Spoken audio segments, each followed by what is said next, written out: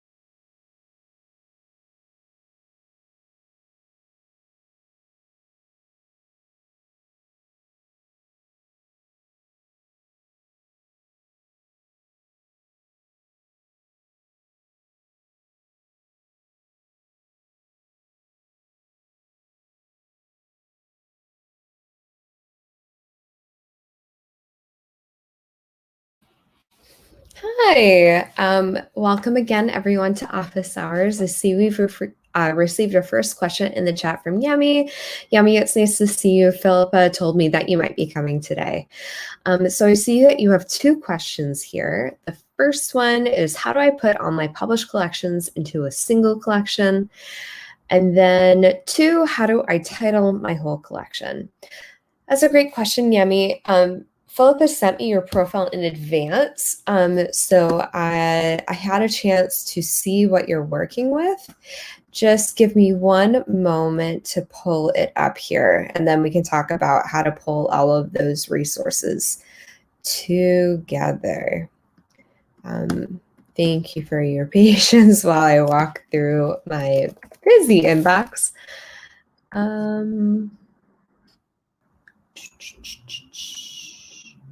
Got it. Okay. So I see it so far on the Learning Lab that you've pulled together a really rich set of resources into multiple collections, and your goal is going to be pulling these all together into a single collection. There are a couple different ways that you might approach it. I'm going to show you both, and you can use whichever one is easiest for you. I'm first going to show you what your end result is going to look similar to by pulling up a collection that exists on my Learning Lab account. So in a new tab here, I've opened up my profile page where I've pulled together all of the collections that I've built so far on the lab. I've got quite a few. I'll just pull up this one because it's kind of a larger, a larger one with a range of resources. So in this Learning Lab collection, what I've done is I have this big aggregation of resources. I've pulled a lot of different things together. In this case, I pulled together some blog posts, some articles, some primary source documents, and as we go through, I'll see some other websites too. So there's a lot of stuff here. I've got a description here that gives information to another user, anyone who discovers my collection on the lab or people that I'm using this directly with, what I've pulled together here. So I've written a quick description that says, I've pulled together multiple resources here that are important documents from the Japanese American incarceration era. And here's where you can find more information about the Japanese American incarceration and other similar resources. So what we're going to be building with your great content that you've uploaded is something similar to this. One big aggregation with a lot of resources that all fall under one theme. So since you've already done the uploading of these resources, what we are going to be doing is pulling all of these together into a new collection. There are two ways that you might approach this. The first is by going into each of your published collections, and you can do this too if you have any unpublished collections that you haven't made available yet. And there's a button on each of the resources in your collections that we can use to add the resource to a new collection, this big aggregation collection we're building. So let's open up this first one. Infectious disease in American history. When I click on this resource to open it up, I'm going to get a detailed view of this resource with some buttons that will help me interact. If I'd like to add this to a new collection or an existing collection, I'm going to click on this button here. You've probably used this button before to pull these resources together. It's the Add to Collection button with 3 rectangles on top of each other with a plus sign on top. So as a first step in pulling all of these different resources together into one collection, I'm going to create my new collection. We can give it just a basic name right now. I'll show you how to come back and change the name for this collection later. So going to your second collection. So I'm going to call this aggregate collection. Not going to do the description now. I can come back to do that later. So I'll just do TBD. Once I'm done, I'll click that blue Create Collection button. And awesome. I've successfully created my new aggregate collection. I've got this open in another tab here so we can keep an eye on it. Okay, so I've added the first resource to the collection. Now I want to do the rest. So going back to your list of published collections, I'm going to open up the second one here, Rising to the Challenge of COVID-19. And I'm going to follow nearly the same steps. So again, I'm clicking on the resource to open it up. I'm going to click on that Add to Collection button. This time, instead of creating a new collection, I'm going to add it to my existing aggregate collection that I just built. So to do that, I'm going to click on the aggregate collection thumbnail. This might be a little small to see on your screen, but this thumbnail here says aggregate collection. When I click on it, it turns blue with a check sign on top, means I've selected it. And now I'm going to click that blue Add button. And I've added that second resource to my collection. If I go back to that new collection that I have open in another tab and refresh it, I can see that the second resource was added. So really, to answer your first question here, to put all of your published or the resources in your published collections together into a single collection, you're going to follow this process that I'm showing now, where you're opening up each of your separate published collections, opening up the resource that the collection contains, and clicking the Add to Collection button to add that resource to your new aggregate collection. In the future, as you find additional resources that you want to add here that you haven't already found, as you go through search in the Learning Lab and find additional resources that you want to include, you can continue using that Add to Collection button to add those new resources to your existing aggregate collection. So Yummy, one of the downsides of using a digital format like this to talk is we aren't able to have a conversation via voice, but I would love to know if this makes sense, if this is helpful. I want to make sure that this is answering your question. I'm just going to demonstrate this here. Here's the Add to Collection button. If not, let me know. I'll try to phrase it in another way. Going to your second question here about how to change the name of your whole collection. So again, a collection is a single aggregation of resources. You can have multiple, like you have on your published, the published collections on your profile page. If I wanted to relabel one of my collections, I need to edit them one at a time. So say if I wanted to change this aggregate collection title to something a little bit more descriptive and helpful, I'll do it first by opening up the collection. So I view it like this. This is what any user will see. However, there are two buttons in the upper right that are only visible to me, the collection owner, which are Publish and Edit Collection. To make changes to my collection, like changing the title, I'm going to click the green Edit Collection button. It's going to put me into edit mode, which I can see by looking at the green bar at the top of the screen.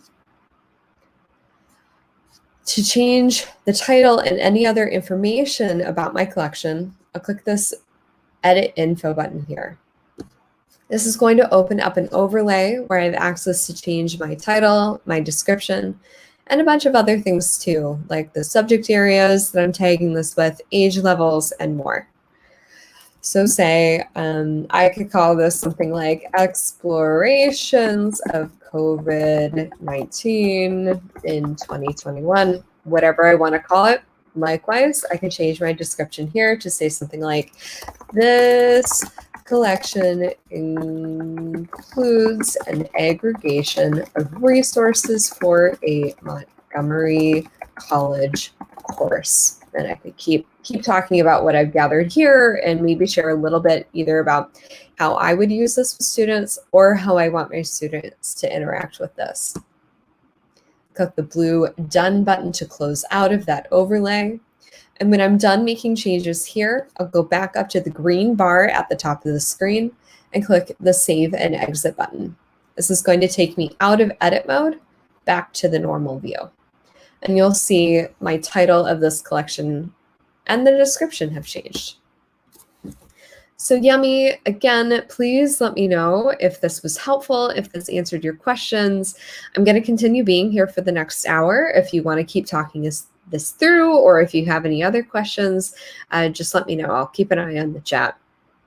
For others watching, hi, you have joined us in the middle of today's Smithsonian Learning Lab online office hours. There's no set agenda for these sessions, which take place every other Monday from 4 to 5 p.m. I'm just here sitting behind my camera, ready to answer any questions you have about the Learning Lab. So I can help with things like a general introduction to what the Learning Lab is, some in-depth tutorials on how to use some of the lab's features. I can also help you find resources and collections around a topic that you're interested in. So at any time during this next this time that we have together, if you have a question, you can enter it in the chat, either by using the YouTube chat feature if you're joining us on YouTube, or the comment box if you're joining us on Facebook. While I wait for the next question to come in, I'm going to turn off my webcam, but I will still be here, still watching the chat, and I'll come back as soon as the next question arrives. See you all soon.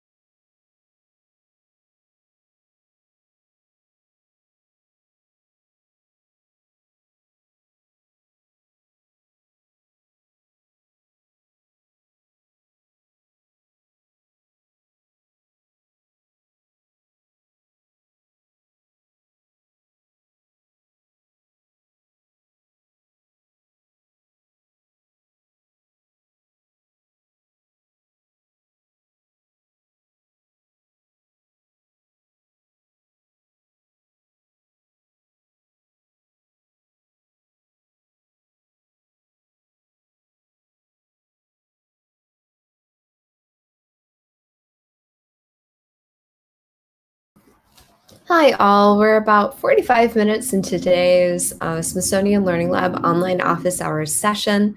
I'll be here for another 15 minutes to answer any questions you have about using the Learning Lab and the digital museum resources located on it. If you have a question at any time, you can enter it via the chat if you're joining us on YouTube or the comment box if you're joining us on Facebook. I can help with things like a general introduction to what the Learning Lab is, an in-depth tutorial to one of the lab's tools or features, or I can help you find resources or collections around a specific topic that you're interested in. So again, if you have a question, please send it to me using the chat or comment box.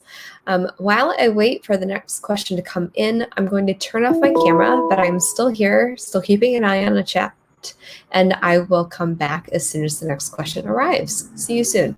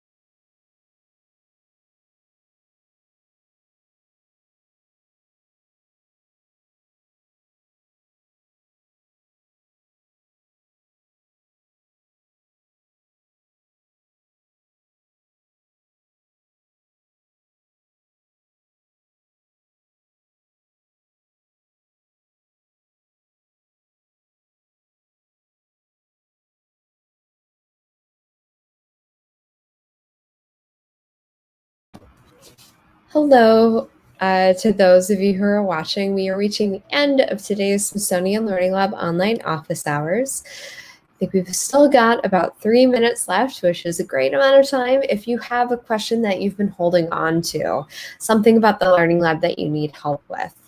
I've been here over the last 57 minutes answering questions about the Learning Lab as they've come in, and I'm happy to help you with one if you have one.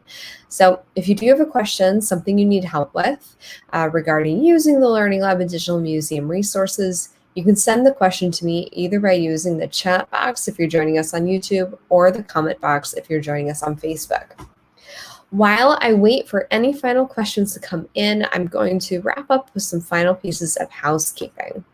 First, I mentioned at the beginning of the session that we run these office hours twice a month on Mondays from 4 to 5 p.m., but these aren't the only sessions that we run.